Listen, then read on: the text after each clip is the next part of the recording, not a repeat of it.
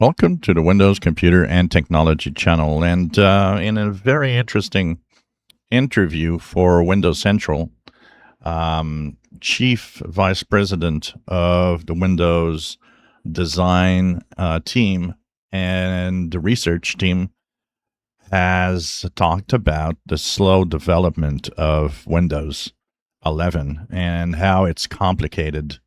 So Marcus Ash, the CVP, did say that they're having a lot of problems because of legacy code. So they say that they're going, as fast as they can when they try to change things and make new features better, or even old features better.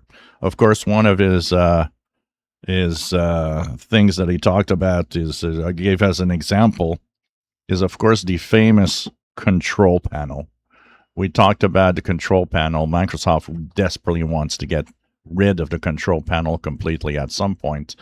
And I agree that this needs to be removed, and we all need to have one central settings place. And that looks modern, not like Windows 95.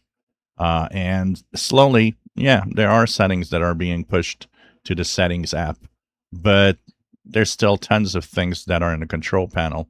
And one of the things that he was saying is, because of the way some software and some drivers and some hardware work, sometimes they actually use a legacy feature that works only because it's in the control panel and the way that it's designed. And so they're having a hard time really, getting things out of that and trying to figure out how can we modernize Windows and yet keep the compatibility with the old hardware, software that Windows always had.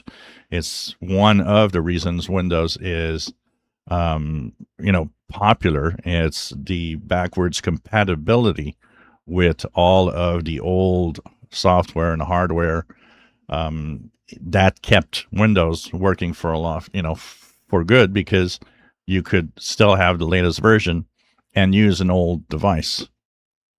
So it's an interesting article. It's very, very nice to see, what they're working on. Another example they gave is trying to work with File Explorer and all of that.